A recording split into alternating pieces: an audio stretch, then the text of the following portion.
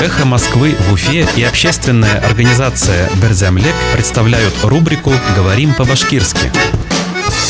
Ценности. Кыйммәттәр, Семейные ценности. гаилә кыйммәттәре, Семейные ценности. гаилә кыйммәттәре. Министерство труда Башкирии планирует пропагандировать семейные ценности и ответственное родительство. Башкортостандың хезмәт министрлыгы гаилә кыйммәттәрен һәм яуаплы ата-әсәлекте пропагандаларга күҙаллай.